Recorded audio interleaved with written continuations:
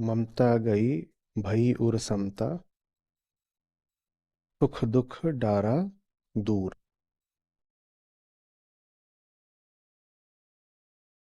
तो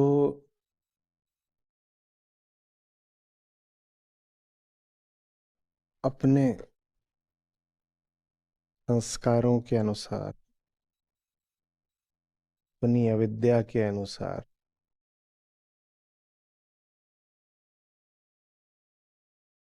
अहंकार दुनिया को देखता है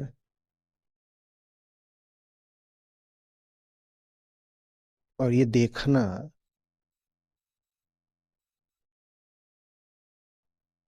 न दर्शन जैसा है, न बोध जैसा है, न जानने जैसा है।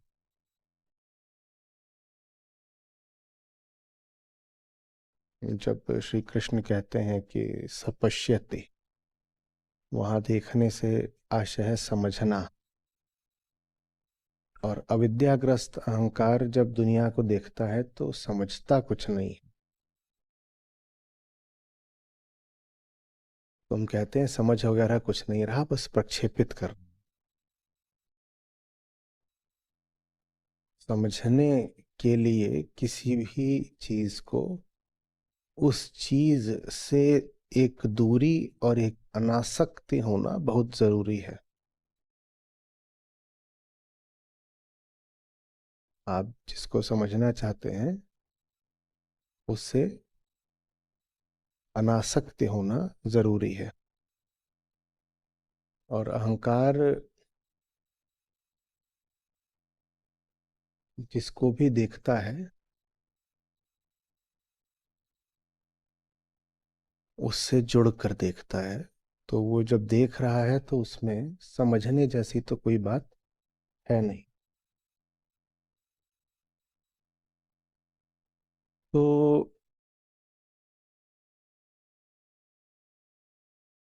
वो नाम मात्र का देखना है। वो ऐसा देखना है जैसे हम सपना देखते हैं।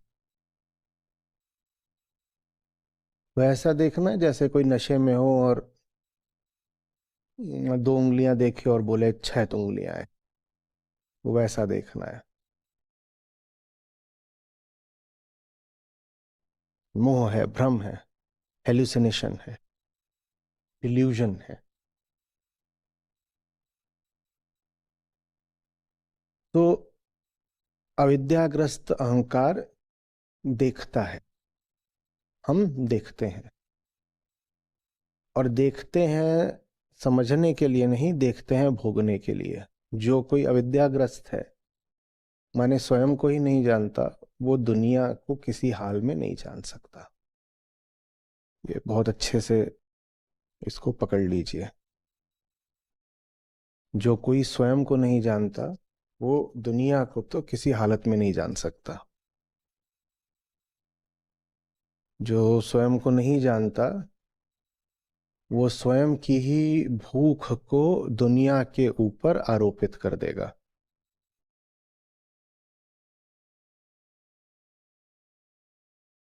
उसकी जो भूख है वो उसकी आंखों के आगे का धुआं बन जाएगी, चश्मा बन जाएगी, फिल्टर बन जाएगी। उस भूख के माध्यम से वो अपनी भूख को ही देख।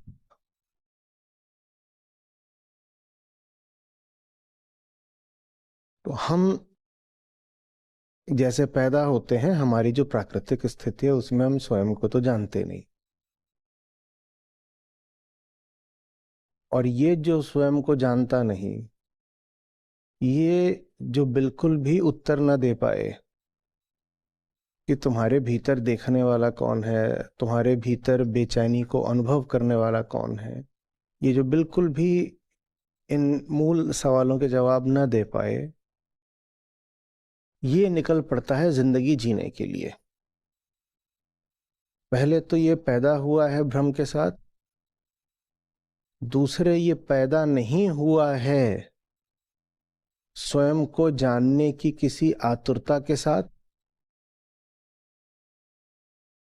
तीसरा, इसमें आतुरता बहुत है बाहर जो कुछ है उसको पकड़ लेने की, खा पी लाने की, इस नाते उसको जानने की।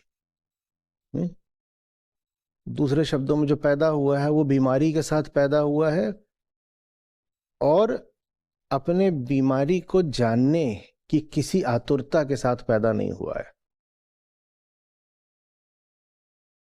हाँ, बीमार रहते हुए वो दुनिया का उपभोग करना चाहता है, बहुत तरह की युक्ति लगा के, तिकड़म लगा के दुनिया से अपने लिए कोई सुखदाई रिश्ता बनाना चाहता है। ये हमारी स्थिति होती है, ठीक है। खुद को जानते नहीं, भीतर से जो देख रहा है वो बोध नहीं, वो क्या है, वो उसको अहंकार कहिए, अविद्या कहिए,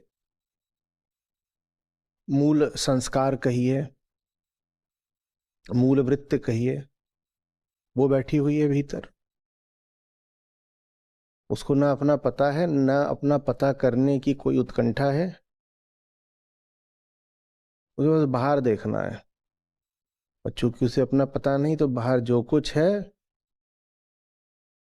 उसमें उसकी बड़ी रुचि रहती है, और रुचि दोनों दिशाओं में। कुछ बहुत अच्छा है इसलिए रुचिकर है, और कुछ बहुत बुरा है इसलिए रुचिकर है। जो बहुत अच्छा है उसके साथ भी रिश्ता जोड़ना है, जो बहुत बुरा है उसके साथ भी रिश्ता जोड़ना है। आपको यही दो किस्म के लोग याद रहते हैं, जो आपके लिए बहुत अच्छे हैं और आपके लिए बहुत बुरे हैं, है ना। आपको यही दो किस्म के दिन भी याद रहते हैं, जब आपके साथ बहुत अच्छा हो गया था और जब आपके साथ बहुत बुरा हो गया था। आपको यही दो बातें भी याद रहती हैं, जिसमें आपके लिए कुछ आशा होती है बड़ी, या कोई आशंका होती है बड़ी। तो बाहर जो कुछ भी है उसको देखा तो अज्ञान से ही जा रहा है, अंधे संस्कार से ही जा रहा है, और उसमें जो कुछ बस यूं ही संस्कार हुए, संस्कारों कोई कारण नहीं। वो तो ऐसा ही है कि अभी इधर को हवा क्यों चल रही है, हम्म। या जैसे रेत के टीले बन जाते हैं रेगिस्तान में, तो फलाने रेत के टीले का ऐसा आकार क्यों हो गया है, कोई कारण नहीं, वो रैंडम है। तो वैसे ही बिल्कुल अकारण ही, यादृच्छिक ही, रैंडमली ही कुछ लगने लग जाता है बहुत उपयोगी, और कुछ लगने लग जाता है बहुत घातक। कोई कोई कोई गहराई नहीं है इस बात में। एक बिल्कुल नशे में है आदमी, वो जाकर के किसी के गले लग जाए, बोले कि ये मेरा सबसे अच्छा दोस्त है, हम्म, गहरे नशे में, और दूसरे को जाके कह रहा है कि ये मेरा सबसे बड़ा दुश्मन है। कोई इसका कारण नहीं है, कारण नहीं है, नशा है। नशा तो फिर भी गहरा हो तो आप कह दोगे नहीं, थोड़ा बहुत कुछ तो शेष रहता है। पर जैसे उस दिन हम नींद में चलने वाले का उदाहरण ले रहे थे, अब नींद में चलने वाला उसको तो कुछ भी नहीं पता, हम्म? वो जा करके एक कुर्सी को पकड़ ले और बोले कि ये जो कुर्सी है ये मेरी जान है, मेरी जिंदगी में ये रौनक ला देगी, शुभता ला देगी।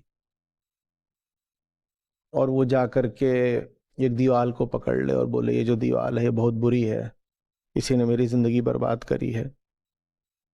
कोई कारण नहीं है, बस यूं ही।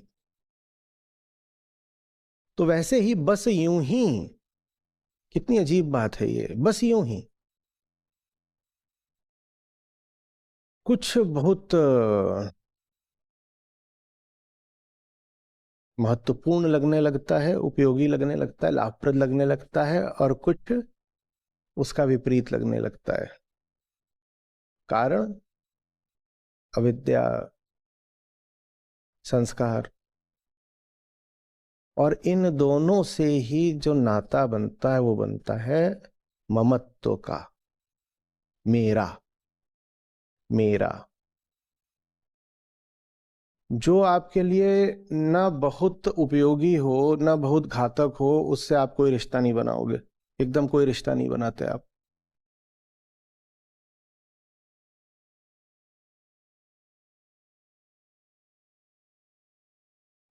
हम्म।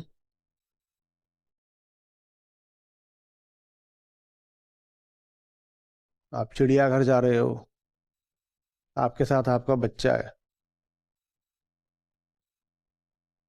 आपकी आंखें जा करके चिपक गई होती हैं किसी भयानक दिखने वाले दरिंदे से, वो हानि कर सकता है।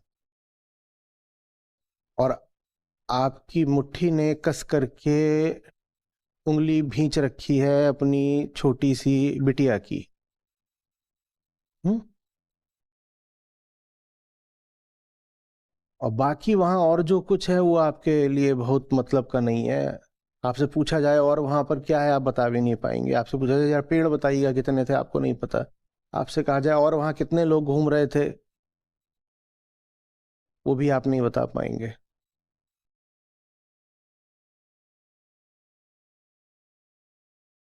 लेकिन कुछ बहुत खतरनाक है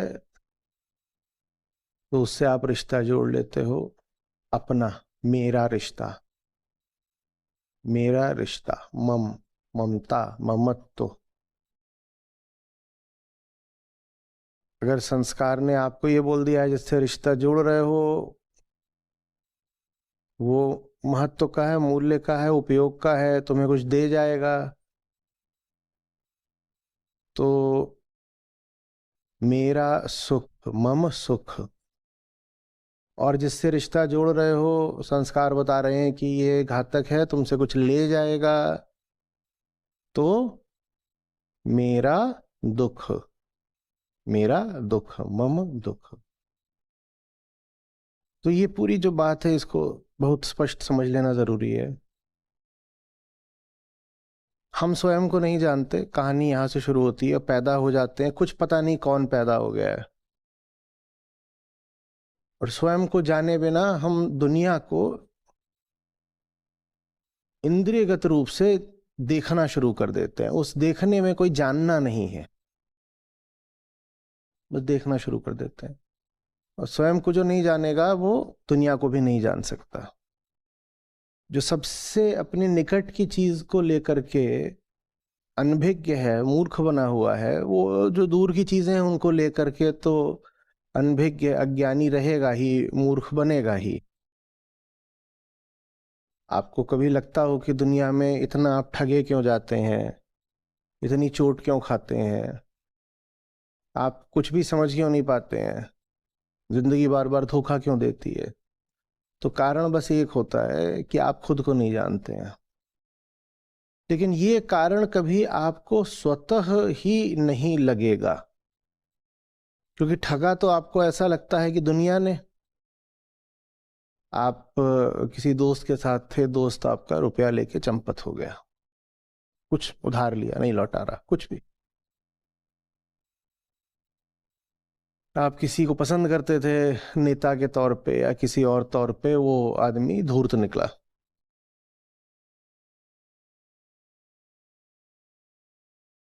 हम्म। न जाने कितने तरीके होते हैं जिन तरीकों से हम रोज ठोकरे खाते हैं, धोखा खाते हैं। दुनिया को कुछ और सोच रहे होते हैं, कुछ और निकल आती है। और जब हम धोखा खाते हैं तो हम कहते हैं मैं उस चीज को, उस विषय को, उस व्यक्ति को क्यों नहीं ठीक से समझ पाया, धोखा क्यों खाया। बात यह है ही नहीं कि उस विषय में कुछ ऐसा था कि आप उसे समझ नहीं पाए और धोखा खाए। बात यह है कि आप में कुछ ऐसा है कि आप किसी को नहीं समझ पा रहे हो। बस अमुक विषय को लेकर के आप गलतफहमी में थे, ये बात जाहिर हो गई अभी, क्योंकि धोखे की घटना घट गई। धोखा आप संसार के हर विषय को लेके खा रहे हो, बस अभी वहां वो धोखा खुला नहीं है। धोखा खाने की घटना अभी प्रकट नहीं हुई है। तो आप अभी माने बैठे हो कि नहीं नहीं नहीं, धोखा मैंने बस एक जगह खाया। 100 विषय हैं मेरे जीवन में, 99 विषयों में तो मैंने कोई धोखा नहीं खाया है। क्योंकि जिंदगी इतनी मेहरबान हम पर कम ही होती है कि एक साथ ही 100 में से 70 विषय धोखा दे जाएं। ऐसी कृपा जिनके ऊपर हो जाए कि उनको तड़तड़ा करके 2 दिन के भीतर 70 धोखे मिल जाएं, वो तो मुक्त हो गए। उनको दिख जाता है कि गाड़ी ऊपर ऊपर से नहीं खराब है, टायर नहीं खराब है, पेंट में खरोंच भर नहीं लगी है। इस गाड़ी का तो ये भी नहीं कहेंगे कि इंजन ही खराब है, हम तो कहेंगे इस गाड़ी का डिजाइन ही गलत है। वो फिर उस गाड़ी से उतर जाते हैं। पर इतनी कृपा जिंदगी सब पे करती नहीं कि एक साथ बिल्कुल झड़ी लग जाए धोखों की। एक एक करके धोखे आते हैं, तो उससे हमारा ये भ्रम कायम रह जाता है कि एक रिश्ते में चूक हो गई, बाकी सब रिश्ते तो। एक मामले में गलती से हमारा आकलन थोड़ा ऊपर नीचे हो गया, अन्यथा तो हम सब आकलन, अनुमान, गणनाएं ठीक ही करते हैं, कुछ नहीं ठीक करते। एक जगह धोखा मिल रहा है, इसका संबंध उस जगह से नहीं है, धोखा खाने वाले से है। आप उस जगह पर ध्यान लगा देते हो, आप कहते हो इस जगह पर ऐसा क्या हुआ कि मुझे धोखा मिला। इस मामले में, इस विशिष्ट मामले में, इस पर्टिकुलर मामले में ऐसा क्या हुआ कि मुझे धोखा मिला। उस पर्टिकुलर मामले में ऐसा कुछ खास नहीं था। पर आप अपनी कुछ फर्जी जांच पड़ताल भी कर लोगे और उस विषय में ही आप कोई दोष निकाल दोगे। आप कहोगे इस विषय में ही गड़बड़ थी इसलिए यहां धोखा मिल गया, अन्यथा हमें कौन बेवकूफ बना सकता, तो रम खां है।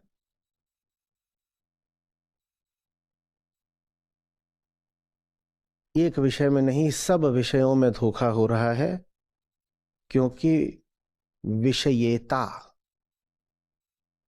उन सब विषयों को जानने वाला स्वयं के प्रति धोखे में है। हम अपने प्रति धोखे में हैं, इसीलिए दुनिया में जितने विषय हैं हमारे, हम सबके प्रति बड़े धोखे में हैं। उसको मोह बोलते हैं। मोह माने लगाव, जुड़ाव नहीं होता। लोग सोचते हैं ममता जैसी कोई चीज होती है मोह, नहीं। मोह माने होता है भ्रम, उसको मोह बोलते हैं। मोह माने लगाव, जुड़ाव नहीं होता। लोग सोचते हैं ममता जैसी कोई चीज होती है मोह, नहीं। मोह माने होता है भ्रम। मोह माने होता है भ्रम। कोई चीज आकर के आपको बिल्कुल विमुग्ध कर दे, आपके ऊपर जादू डाल दे, आपकी आंखों को चुंधिया दे, उसको कहते हैं मोह। देख पाने, समझ पाने की क्षमता के लोप को मोह कहा जाता है, और जिसकी ऐसी हालत हो जाती है उसको कहते हैं मोहित।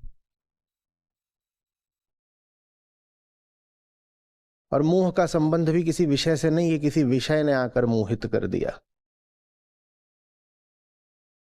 जो मोहित है वो इसलिए मोहित है क्योंकि वो अपने प्रति बिल्कुल अंधेरे में है।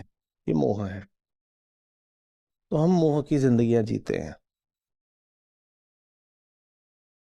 और जो मोह की जिंदगी है, इसमें जो विषय होते हैं सामने, उनके साथ हमने कहा बिल्कुल बिना कारण के, एकदम यूं ही बस रैंडमली। रैंडमनेस को क्या बोलते हैं? यादृच्छिकता। तो रैंडमली बिल्कुल कुछ लगने लग जाता है कि बहुत कीमत का है, और कुछ लगने लग जाता है कि बहुत कम कीमत का है, और कुछ लगने लग जाता है कि घातक है। जो बिना किसी कीमत का है उससे हम कोई रिश्ता बनाते ही नहीं। दुनिया में इतने लोग हैं, आपने सबसे नहीं रिश्ता बना रखा, ठीक है ना। आप फिल्म देख रहे होते हैं, वहां स्क्रीन होती है, स्क्रीन पर 10 चरित्र हो सकते हैं, आप सबको एक साथ नहीं देख रहे होते। जो आपको बहुत प्रिय होता है उसको देख रहे होते हो, और जो आपको चरित्र स्क्रीन पर बहुत प्रिय है, पीछे से आ रहा है एक उसको मारने के लिए, तो आप उसको देख रहे होते हो, ठीक है। आपका जो बहुत प्रिय हीरो है वो स्क्रीन पर है, और पीछे से कोई उसको मारने चला आ रहा है, और हो सकता है उस वक्त फ्रेम में 8-10 विषय और भी हों।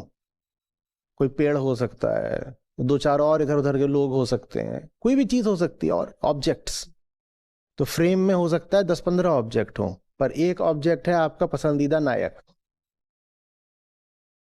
और एक है कोई पीछे से उसको मारने चला आ रहा है, कटप्पा सरीखा।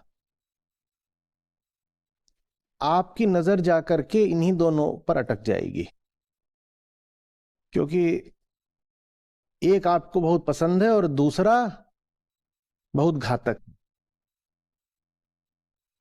ये हो गया सुख और दुख, सुख और दुख। सुख और दुख का अनिवार्य संबंध रैंडमनेस से है। कुछ होता है, आप सुखी हो जाते हो, और ज्ञानी आकर पूछेगा तुम्हें कैसे पता कि जो हुआ है वो तुम्हारे लिए अच्छा था। आप कोई जवाब नहीं दे सकते, क्योंकि आपको यही नहीं पता आप कौन हो, तो आपके लिए क्या अच्छा ये कैसे बता दोगे। और मैंने आपसे पहले भी कहा, अध्यात्म का मूल प्रश्न यही होता है, तुम्हें कैसे पता। तुम इतना ज्यादा खुश हो रहे हो, उछल रहे हो किसी घटना पर, तुम्हें कैसे पता वो घटना सचमुच अच्छी है। तुम्हें कैसे पता, तुम्हें कैसे पता, बताओ तो। तुम कोई बात पकड़ कर बैठे हो, क्या तुम अपने मन में जाकर, स्मृति में जाकर ये तलाश सकते हो कि ये बात तुम्हारे मन में आई कहां से, तुम्हें कैसे पता। पर हम खुद से बिल्कुल बेखबर होते हैं, हमें कुछ नहीं पता कि हमें कैसे पता। बस अगर कुछ भी आ गया है हमारे मन में तो हमारे अनुसार वो सत्य है।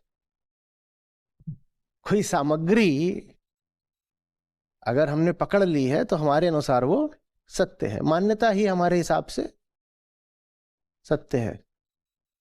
हम ये नहीं कभी पूछेंगे कि क्या मैं हमेशा से इस बात को मानता था, नहीं मानता था, तो ये बात मेरे मन में आई कहां से। क्या मैं पीछे जा सकता हूं, क्या मैं भीतर जा सकता हूं और पूछ सकता हूं? नहीं, वो सब नहीं, बस हो गया। कुछ लगता है तो लगता है, बस यही अहंकार है ना। और मुझे जो लगता है वही सत्य है। अहंकार अपने आप को आत्मा मानता है, मुझे जो प्रतीत होता है वही सत्य है, मेरे अनुभव ही सत्य है, मेरे अनुभव ही सत्य है।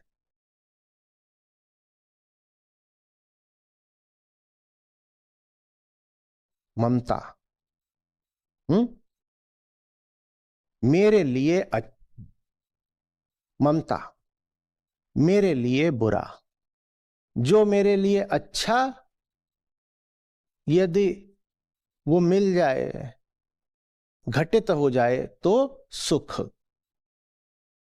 ममता, वो मेरे लिए बुरा, मेरे लिए ममता,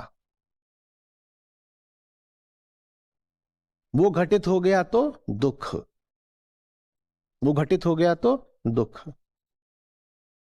तो अज्ञान, ममता और सुख दुख ये अनिवार्यतः साथ चलते हैं।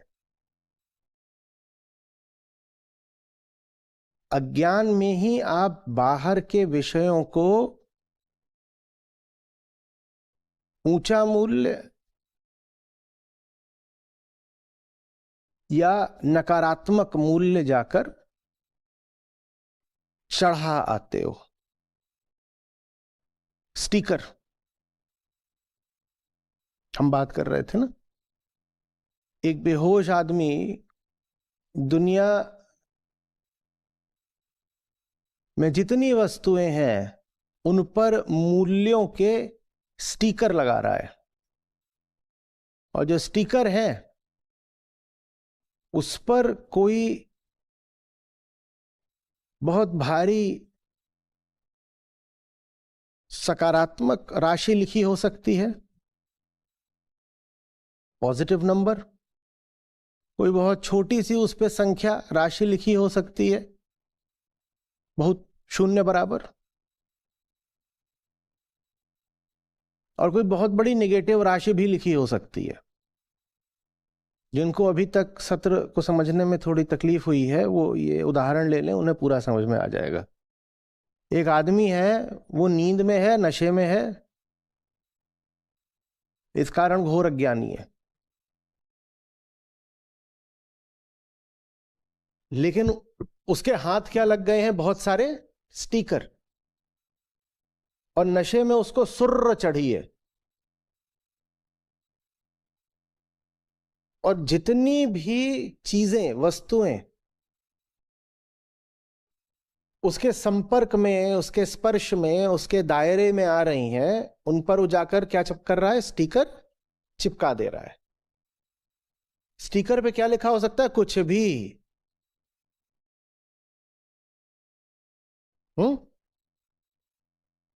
प्लस बहुत बड़ी किसी राशि से लेकर माइनस बहुत बड़ी किसी राशि तक। ये तो भाई अपनी सुर की बात है, हम क्यों किसी राशि पे रुके। तो कहीं पे जाकर के लगा सकता है हरा वाला स्टिकर, हरा माने बढ़िया और लाल माने गड़बड़ खतरा। और हरे वाले पे यूं ही जाके कहीं पे लगाया और वहां पर लिख दिया कि उस पर लिखा हुआ है +2 लाख।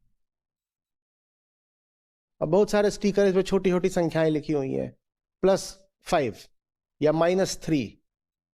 वो संख्याएं लगभग शून्य जैसी हैं, बड़ी हैं ही नहीं। और कुछ स्टिकर हैं लाल रंग के, उस पर बड़ी भारी ऋणात्मक माने निगेटिव संख्याएं लिखी हुई हैं, जैसे -50,000। वो कहीं पे लगा आया। तो ये जो मान लीजिए घर है उसका, ये उसका संसार है। और घर में जितनी चीजें हैं, यानी उसके संसार में जितनी वस्तुएं हैं, सब पर उसने जाकर क्या लगा दिया है, स्टिकर। और स्टिकर के पीछे कोई तुक या तर्क नहीं है। क्या है, बस संस्कार जनित रैंडमनेस। लेकिन अब उसके देखे कुछ चीजें हैं जो बहुत उसके लिए मूल्य की हो गई, और कुछ चीजें हैं जो बहुत उसके लिए खतरे की हो गई। जो मूल्य की हो गई उसको उनको पाना है, और जो खतरे की हो गई उससे अपने आप को बचाना है, यही है ना। और जो बाकी सब चीजें हैं उनकी क्या करनी है, उसको अब उपेक्षा। किसी चीज पे उसने स्टिकर लगा दिया है +3, अब इससे क्या करेगा, कुछ है ही नहीं। +3 प्लस कहां, तो +3 मिलियन हो सकता है, और वहां लिखा हुआ है +3। और 3 मिलियन वाली भी स्टिकर थे, वो कहीं जाके चिपका आया है, तो 3 मिलियन वाली चीज के पीछे जाएगा ना, +3 के पीछे तो जाएगा नहीं। तो +3 वाले को क्या करेगा फिर, उपेक्षा। उपेक्षा माने क्या करना, उसके प्रति उदासीन हो जाना, इग्नोर करने लग जाना। वैसे ही -4 -8 ये भी सब छोटा छोटा है, कुछ ठीक है तो है, नहीं तो इससे हमारा कोई बहुत लेना देना नहीं। खुद ही उसने स्टिकर चिपकाया है, और खुद ही उसको ये लगता है कि वो स्टिकर जो है उस चीज के किसी सच्चे आंतरिक मूल्य की ओर इशारा कर रहा है, कि वो जो स्टिकर है वो उस ऑब्जेक्ट की इनेट वैल्यू का द्योतक है। वो भूल जाता है कि वो स्टिकर उसने खुद ही लगाया था। उसको लगता है वो स्टिकर उसने लगाया है, वो स्टिकर तो उस वस्तु के साथ सदा से लगा हुआ था, और वो स्टिकर सच्चाई बयान कर रहा है। उस पर अगर लिखा हुआ है +1 लाख, +1 लाख, तो इसका मतलब सचमुच उस वस्तु का जो मूल्य वो 1 लाख का है। अपनी बेहोशी में उस पर स्टिकर लगाया किसने, खुद ही ने लगाया। तो उसका जो पूरा संसार है, घर उसका, वो 3 हिस्सों में विभाजित हो गया। सबसे बड़ा हिस्सा वो जहां पर उसको कोई बहुत ध्यान देना नहीं है, ऐसी वस्तुएं मिले ना मिले में बेकार है, वो सब उसकी वो उपेक्षा का शिकार हो जाएंगी। क्या कुछ वो जो हरे वाले हैं और बड़ी बड़ी उनमें संख्याएं हैं, उनकी ओर लालायित होकर दौड़ेगा और बोलेगा, हाँ, मेरा सपना, मेरी चीज। और वो अगर उसको मिल गई तो उसको क्या अनुभव होगा? सुख। सुख वो अनुभव जोड़ रहा है, वो स्वयं को जोड़ रहा है उस वस्तु से जिसका उसको लग रहा है कि मूल्य है। किस अर्थ में मूल्य है? कि उसको पाने से जिंदगी में बाहर आ जाएगी, उसको पाने से जिंदगी में जो अकेलापन अधूरापन है वो मिट जाएगा, उसको पाने से भीतर ये कुछ जो हमेशा टूटा टूटा सा लगता है वो जुड़ जाएगा। ठीक है, तो उसके पीछे भागेगा। वो चीज मिल गई तो कहेगा सुख सुख सुख। और फिर जो लाल वाले विषय हैं बड़े भारी, उनसे वो बच के रहना चाहेगा, पर बचने के बावजूद अगर वो विषय उसको अगर मिल गया तो कहेगा दुख दुख। तो सुख दुख का संबंध है किन्हीं विषयों से, और उन विषयों का जो मूल्य है वो नशे में व्यक्ति ने स्वयं ही निर्धारित करा होता है। उन विषयों का अपना कोई आंतरिक मूल्य नहीं है, उन पर मूल्य के स्टिकर हम नहीं लगाए। तो इसीलिए ज्ञानी आके आपसे हमेशा ये पूछेगा कि बताओ तुम्हें कैसे पता, but how do you know, तुम्हें कैसे पता कि जो हुआ है वो बहुत अच्छा हुआ है? तुम जिस चीज पे खुशी मना रहे हो, तुम्हें कैसे पता कि उसमें तुम्हारा कुछ हित है भी? तुम्हें कैसे पता, बताओ ना। आप कहोगे कॉमन सेंस, वो कहेगा ये तो हम जानते ही नहीं ये क्या चीज होती है कॉमन सेंस। कहोगे भग जाओ, तुम पागल हो, तुम्हारे कॉमन सेंस नहीं है। कहेगा नहीं है भाई, ज्ञानियों के कॉमन सेंस नहीं होती, उनके पास जिज्ञासा होती है, सवाल होते हैं। कॉमन सेंस का तो मतलब होता है कि हमारे पास उत्तर निष्कर्ष सब पहले से ही हैं, और संस्कारों से मान्यताओं से जो उत्तर आ रहे हैं हम उनको तत्काल मान लेंगे, ये कॉमन सेंस होती है। नहीं हमें नहीं पता, बताओ ना। आप रो रहे हो किसी बात पर, वो आगे आपसे पूछेगा तुम्हें कैसे पता कि तुम्हारे साथ कुछ गलत हुआ है, अच्छा बताओ। किसी की नौकरी लग गई, आप जाके उसको बधाई दे रहे हो, या नहीं पूछेगा पर तुम्हें कैसे पता कि ये इसके लिए अच्छा हुआ है, ये इसके लिए अच्छा हुआ है, क्यों तुम जल्दी से कॉन्ग्रेचुलेशंस गुलदस्ता लेके पहुंच गए, किस बात की तुम?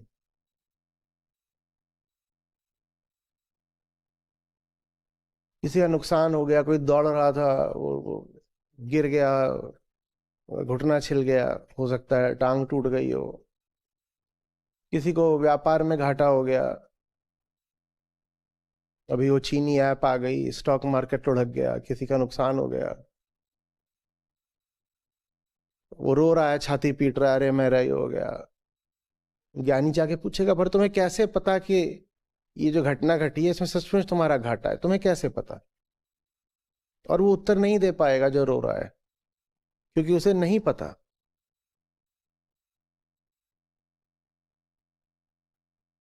दुख मनाना तार्किक बात तब हो जब आपका कोई नुकसान हुआ हो, और आपका नुकसान हुआ है ये बात सिद्ध तब हो ना जब आप अपने आप को जानते हो। नहीं तो किसका नुकसान, किसका नुकसान?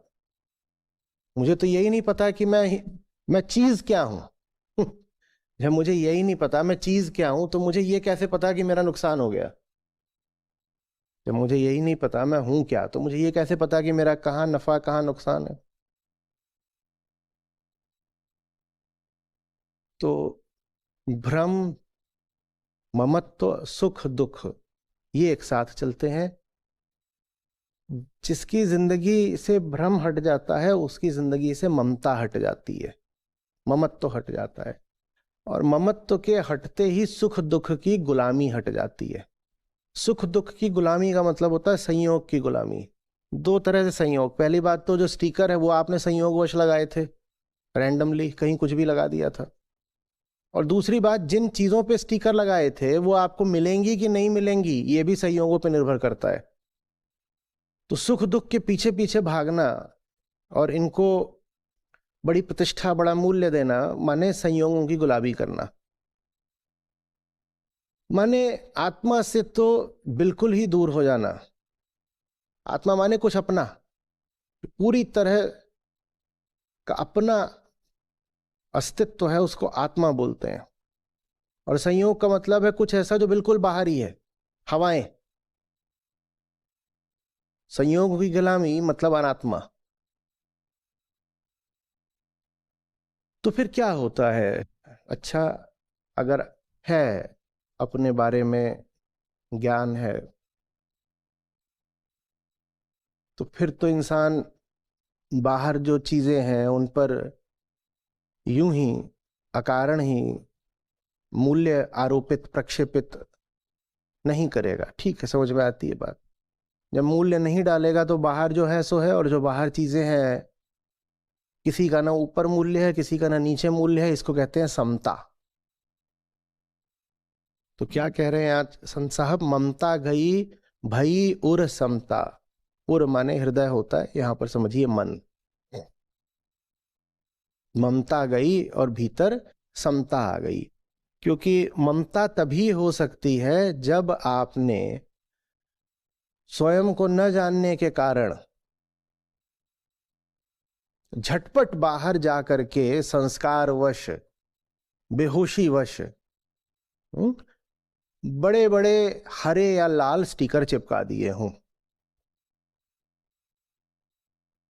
बड़े बड़े आपने स्टिकर चिपका दिए।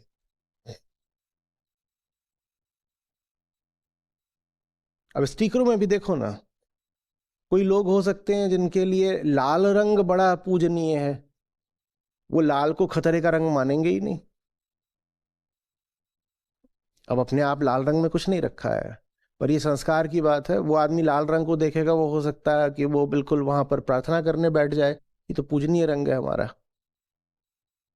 और कोई आदमी हो सकता है कि हरे रंग को खतरनाक मानता हो। हम लोग कहते हैं हरा रंग माने रक्षा, सुरक्षा का रंग है, हरा रंग माने सब ठीक है, ग्रीन सिग्नल। कोई लेकिन आदमी ऐसा हो सकता है कि जिसके संस्कार में हरा रंग खतरे का प्रतीक हो,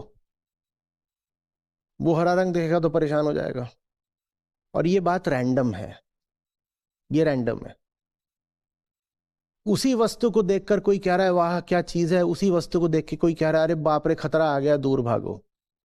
न तो उस वस्तु में कोई आपके लिए बहुत हित है, न उस वस्तु में आपके लिए कोई बहुत घात है, खतरा है।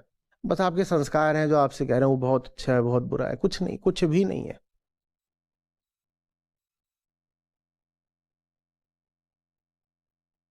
एक चेहरा होता है। हम्म। आप कहने लग जाते हो कितना आकर्षक चेहरा है, मुझे चाहिए। और अगर वो मिल जाए चेहरा तो आप कहते हो सुख आ गया जीवन में। अब वो चेहरा है या शरीर है, वो तो बस एक आकार है अपने आप में, ठीक है ना?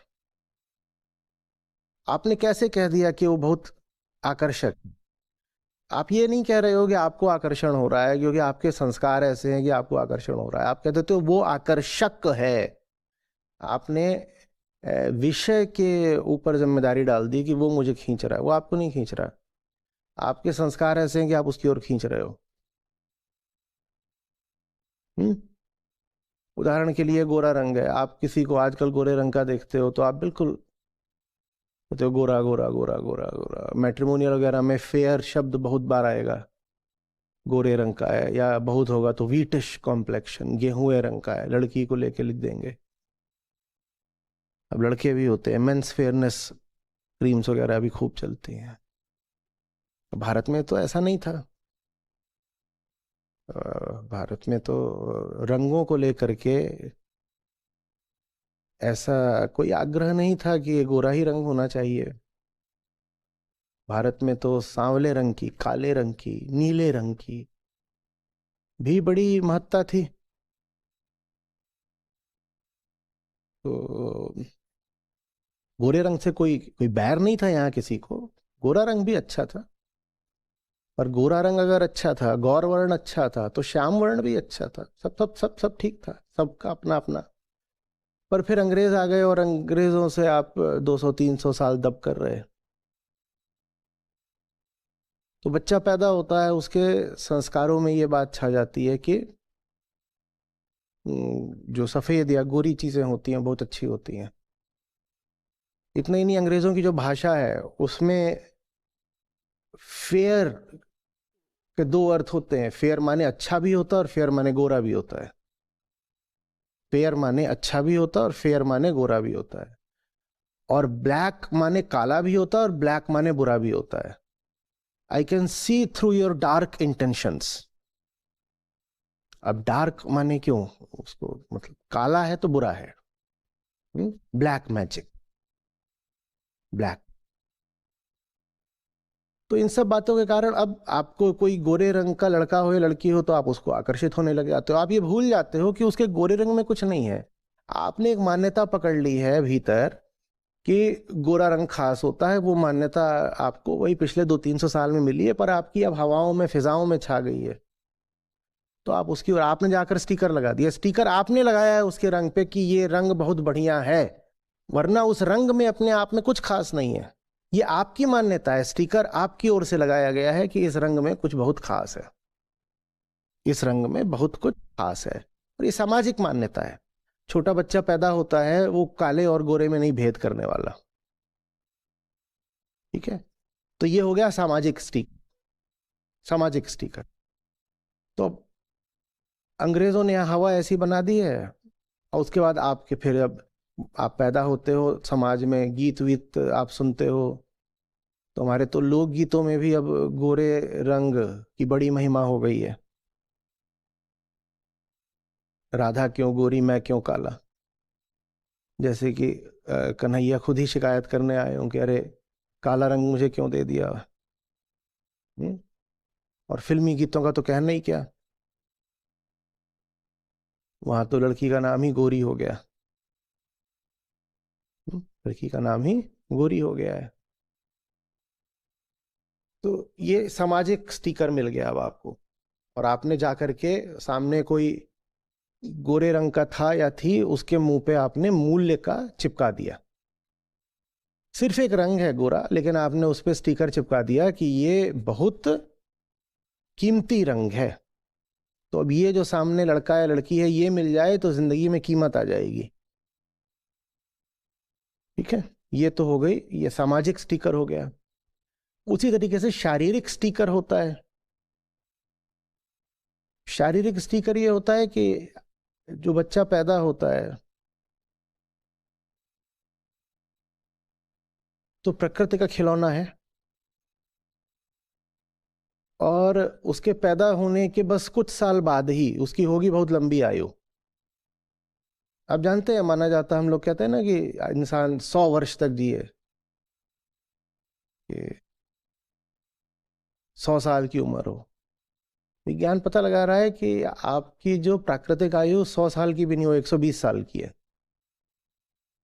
माने आप अगर अपने साथ दुर्व्यवहार ना करें और कुछ आपके संयोग ठीक ठाक चलते रहें, आपके ऊपर कहीं आसमान से ही आके कोई पत्थर उत्थर ना गिर जाए, थोड़ा किस्मत भी ठीक हो, तो आप 120 साल तक चल सकते हैं। लेकिन चलना आपको 120 साल है, और आपका जो प्रजनन काल है वो 12 ही वर्ष की उम्र से शुरू हो जाता है। 120 और 12 माने आप अपनी आयु का बस 10 वर्ष, 10% अभी पूरा कर पाए हैं। 120 साल जी सकते हैं और हुए आप अभी 12 साल के हैं, और आपके प्रजनन का सारा जो कार्यक्रम है वो सक्रिय हो जाता है। ये क्या करा है प्रकृति ने? प्रकृति वास्तव में प्रजनन का एक उपकरण ही पैदा करती है, और 12 वर्ष पर वो कार्यक्रम शुरू हो जाएगा, और फिर वो जो कार्यक्रम है वो चलता है 25-30-40 साल और चलता है, 12 से शुरू होकर के। और जब वो कार्यक्रम खत्म होता है तो उसके बाद आपका शरीर भी ढलने लग जाता है। जिस दिन से आप प्रजनन लायक नहीं रहते, उस दिन से आपकी शारीरिक क्षमताएं, आपकी स्मृति, आपकी मांसपेशियों की ताकत, ये सब भी ढलने लग जाती है, आपकी आंखों की ज्योति कम होने लग जाती है, आपके दांत हिलना शुरू कर देते हैं, माने बुढ़ापा आ जाता है। जिस दिन से आप बच्चा पैदा करने लायक नहीं रहे, उसके बाद से प्रकृति ही कह देती है कि जाओ मरो। हालांकि मरते मरते बड़ा अरसा लग जाता है। 45 की उम्र से मरते मरते आप 120 साल में आखिर जा करके मिट्टी होते हो। नहीं, 120 तो कोई नहीं जीता, तो मान लो 80 भी जिए तो भी 45 से 80 तक तो खींच ही देते हो। तो कहने का आशय ये कि प्रकृति भी आपको स्टिकर देकर पैदा करती है। हमने सामाजिक संस्कार की बात की। सामाजिक संस्कार कहता है कि गोरे रंग का व्यक्ति चाहिए। ठीक, ये तो रंग की बात हुई। लेकिन शरीर ये कहता है कि सुंदर व्यक्ति चाहिए। अब सुंदर कौन है ये कैसे निर्धारित होगा? एक बच्चा हो छोटा और उसके पास आप बिल्कुल एक अजीब सा चेहरा लेके पहुंच जाइए, वो डर जाएगा। उसको किसने बताया कि डर जाना है? उसको कैसे पता कि कौन सा जो चेहरा है वो खतरनाक है? ये उसको कैसे पता चला? ये प्रकृति ने उसको स्टिकर दे के भेजा है। एक चेहरा और दूसरा चेहरा अपने आप में बस अलग अलग ज्योमेट्रीज होती हैं, उनमें और तो कोई अंतर नहीं है। जैसे त्रिभुज और चतुर्भुज, उनमें कोई, इसमें आप कोई वैल्यू डिफरेंस लगा सकते हैं क्या? लगा सकते हैं क्या? कितनी भी उसकी बाजुएं हो सकती हैं, 3 से शुरू करके, है ना? छोटे बच्चे होते हैं, उन्हें पता अभी ये हो गया, अभी क्वाड्रिलेटरल, अब पेंटागन है, हेक्सागन है, उसके बाजू आप बढ़ाते जाइए।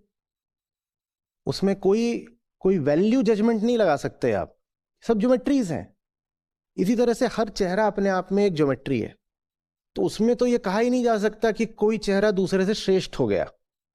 लेकिन बच्चा भी छोटा पैदा होता है तो वो एक चेहरे को दूसरे से श्रेष्ठ मान लेता है, और अभी उसको समाज ने नहीं संस्कारित करा। समाज आगे उसको संस्कारित कर लेगा, और भारतीय समाज है यदि, तो उसको बोलेगा कि गोरे रंग का लड़का या लड़की बढ़िया होता है।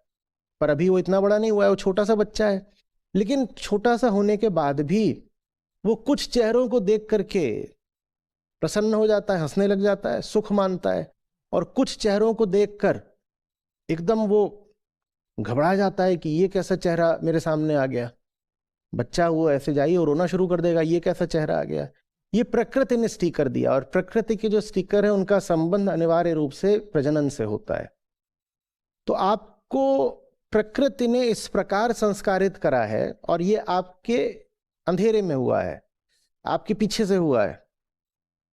आप अज्ञान में हो, आपको नहीं पता, और आप संस्कारित हो गए हो। प्रकृति ने आपको ऐसे संस्कारित करा है कि जो शरीर, जो चेहरा प्रजनन के लिए ज्यादा उपयुक्त है, उसको वो आपको सुंदर लगेगा। आप सुंदर मानोगे ही उसको जो प्रजनन के लिए ज्यादा उपयुक्त। आप कह दोगे देखो इसका चेहरा कितना सुंदर, इसका शरीर कितना सुंदर है। और हम कह रहे हैं कि सारे चेहरे, सारे शरीर बस आकृतियां होते हैं, ज्योमेट्रीज होते हैं। उसमें कैसे किसी को कह दें कि सुंदर है कोई, कैसे कह दें कि नहीं सुंदर है कोई? ये ऐसी सी बात है कि कहना कि a circle is more beautiful than a square.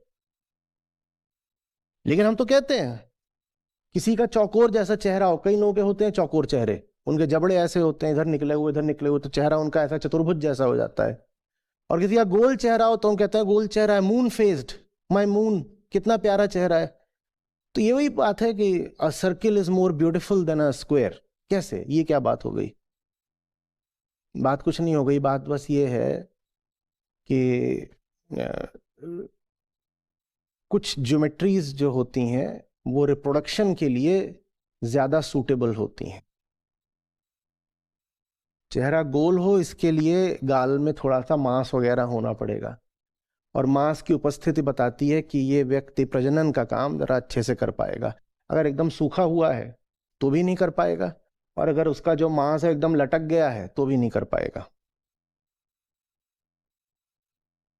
बात समझ रहे हैं? ये बात शरीर के बाकी हिस्सों पर भी लागू होती है। आप जिस भी शरीर के हिस्से को सुंदर बोल रहे हो उसका संबंध प्रजनन से ही होगा, और ये बात आपको पता नहीं, तो आप कह दोगे जैसे सुंदरता उस विषय में निहित है। नहीं, सुंदरता उस विषय में नहीं निहित है, सुंदरता आप उसके ऊपर प्रक्षेपित कर रहे हो। तो वो जो कहावत चलती है कि beauty lies in the eyes of the beholder, वो एक्चुअली सही है, सचमुच सही है। आपको ही लग रहा है कि कोई गोरा है तो इसलिए वो सुंदर हो गया, और 400 साल पहले तक आप नहीं बोलते कि कोई गोरा है तो सुंदर हो गया। ये काम तो अंग्रेजों के आने के बाद हुआ है कि गोरा है तो सुंदर हो गया। और यदि प्रकृति ने आपको प्रजनन के लिए संस्कारित नहीं कर रखा होता तो आप फलाने चेहरे को या शरीर को सुंदर नहीं बोलते।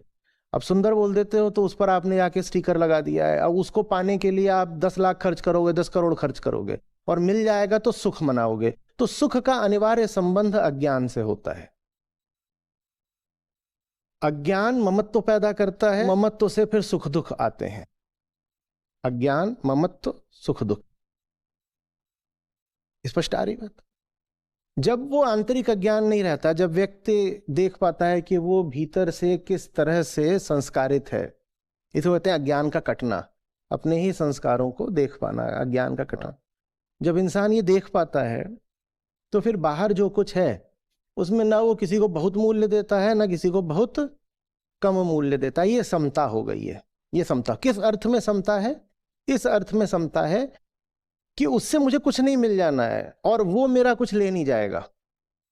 वो दोनों मेरे लिए एक बराबर हो गए।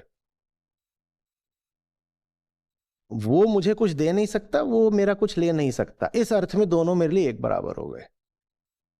जो बड़ा भारी लालच था, आकर्षण था, हमें उससे कुछ नहीं मिल जाएगा, हम जानते हैं हम कौन है। हम जानते हैं कि ये जो पूरा लालच का खेल है ये क्या है, हमें दिख रहा है। तो वो जो बड़ा भारी आकर्षण है वो हमें कुछ दे नहीं सकता, और जो बहुत भयानक है वो हमसे कुछ ले नहीं सकता। ये समता होती है, ये समता होती है। ममता में जब संबंध जोड़ा जाता है तो अपने लिए जोड़ा जाता है।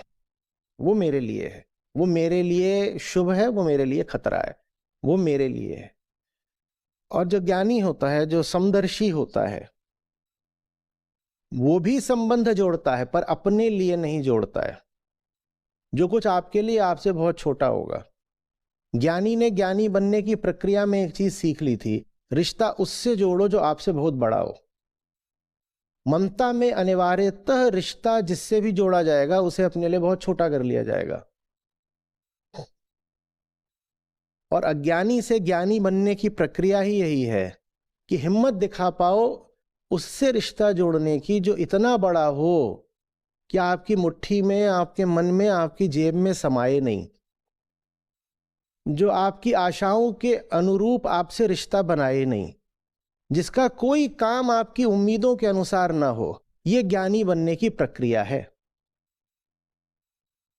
तो रिश्ता अज्ञानी भी बनाता है, रिश्ता ज्ञानी का भी होता है। ज्ञानी के रिश्ते दो तरह के होते हैं। ये या तो वो समता रखेगा, जितने सामने हैं सब एक बराबर है, या फिर वो रिश्ता बनाएगा तो अपने आप को किसी के हवाले कर देगा जो सम्यक इस लायक होगा कि उसके हवाले खुद को किया जा सकता हो, वहां दे के आएगा। अज्ञानी जब रिश्ता बनाएगा तो मुंह खोल के रिश्ता बनाएगा, तुम हमारे हवाले हो जाओ, तुम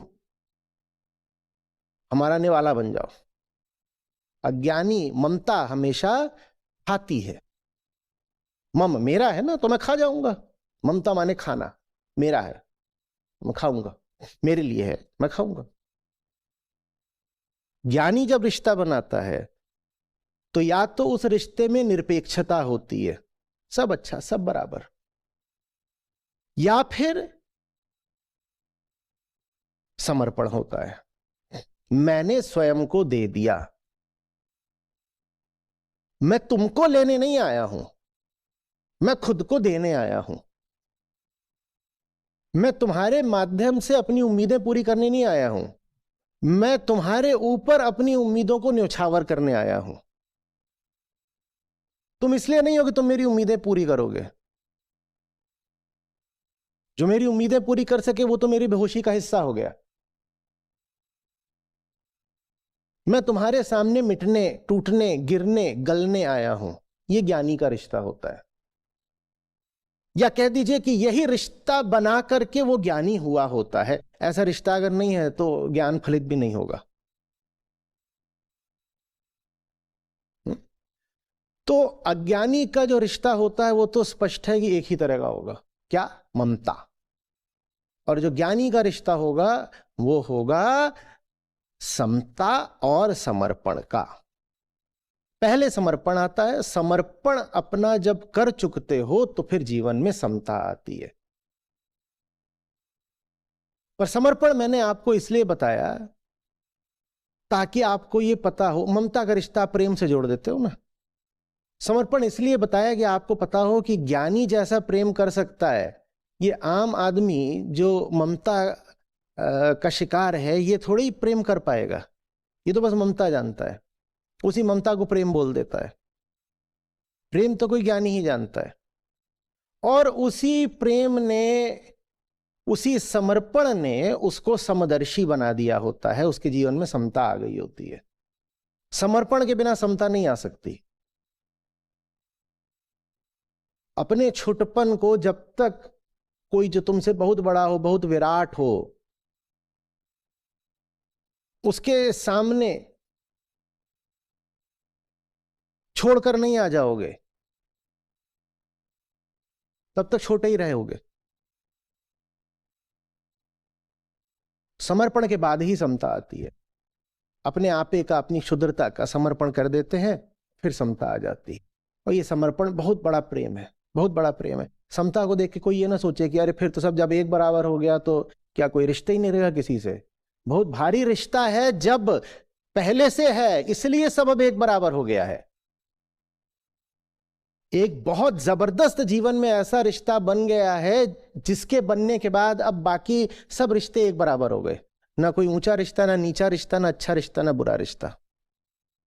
तन में मन में प्रीतम बसा, दूजा कहां समाए। एक बहुत भारी रिश्ता अब बन गया है, उसके बाद अब और रिश्ते नहीं बन सकते। तो समता बिना समर्पण के नहीं आ सकती। प्रीतम जब तक बस नहीं गया भीतर तब तक बाहर इधर उधर जा करके कहीं ना कहीं मुंह मारते ही रहोगे। कहीं से भागोगे कि खतरा है और कहीं को ललचाओगे कि यहां बड़ी आस है। बात समझ में आ रही? तो हमने ममता की पूरी प्रक्रिया समझी। ममता कहां से आती है? मूल अज्ञान से। मूल अज्ञान से ममता पैदा होती है और वहीं से फिर सुख दुख आता है। सुख दुख बिल्कुल संयोगिक है, यादृच्छिक है, रैंडम है। क्योंकि किस चीज को आप अपने लिए हितकर मान रहे हो ये आपको पता भी नहीं कि तय कैसे हो गया। किसी बात पे आप छाती पीट रहे हो, आपको पता भी नहीं कि वो चीज बुरी है क्यों। कितनी अजीब बात है ना। जान देने को तैयार कर, कुछ बहुत बुरा हो गया, आत्महत्या कर लूंगा कोई पूछे तुम्हें कैसे पता बुरा हो गया, तो आपके पास कोई जवाब नहीं है, पर आप कोई बहुत घातक कदम उठाने को तैयार हो रहे हो।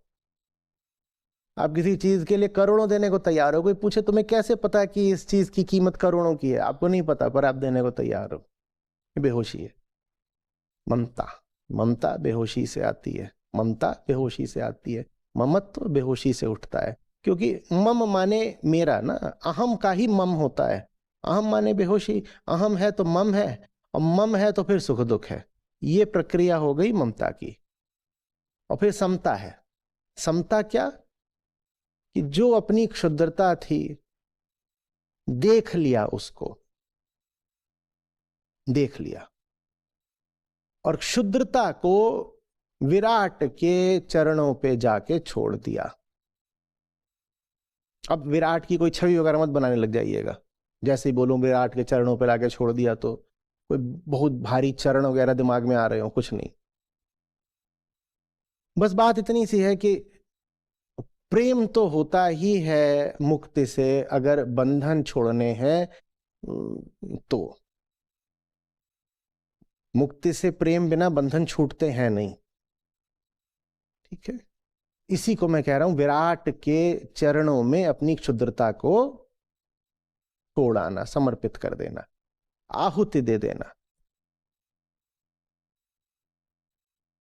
मुक्ति के लिए दासता से जो कुछ भी बंधन थे, स्वार्थ थे, उन सबको मैंने त्याग दिया। मुक्ति से ऐसा प्रेम है, वही विराट है मुक्ति। तो वो प्रेम जब जीवन में आ जाता है, विराट से प्रेम आ गया, उसके बाद फिर समता आ जाती है, क्योंकि एक बहुत ऊंची चीज पहले से ही अब मौजूद है, मिली हुई है, जेब भरी हुई है। कौन रुपए 2 रुपए के लिए यहां वहां जाके भटके। जैसे गाते हैं ना कबीर साहब कि हमारा यार है हम में, अमन को बेकरारी।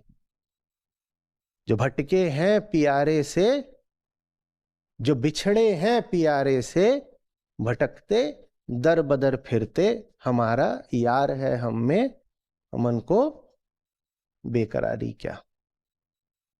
तो वो तन में मन में प्रीतम बसा, हमारा यार है हम में, भीतर ही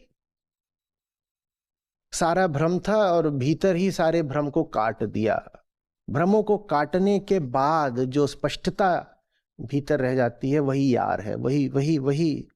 और यार माने कोई चमत्कारिक छवि वगैरह मत बना लीजिएगा। बोध स्वभाव है, वो बोध ही यार है, बोध ही वो प्रीतम है जिसकी बात हो रही है। कबीरा रेख सिंदूर की काजल किया न जाए,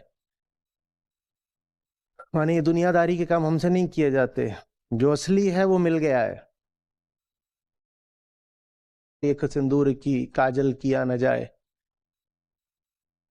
माने ये दुनियादारी के काम हमसे नहीं किए जाते, जो असली है वो मिल गया है, दूजा कहाँ समाए। वो असली चीज जब मिल जाती है तो बाहर की चीजों के प्रति व्यक्ति समत्व पकड़ लेता है। अभी सब ठीक है, अच्छा अच्छा है तो भी अच्छा है, बुरा है तो भी अच्छा है, सब एक बराबर है। जो चीज विशिष्ट थी, असली थी, अलग थी, वो हो गई उपलब्ध। अब क्या है, अब कुछ नहीं है।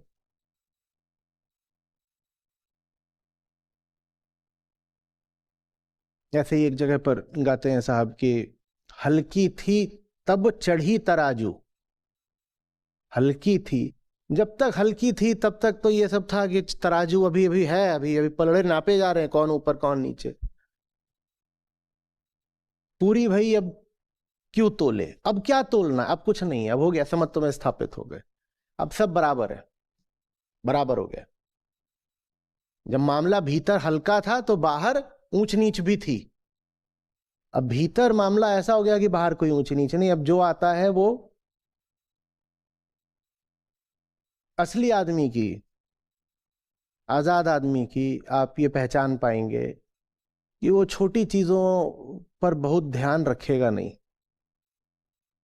वो यूं ही रोजमर्रा की छोटी छोटी बातों को बहुत महत्व देगा नहीं।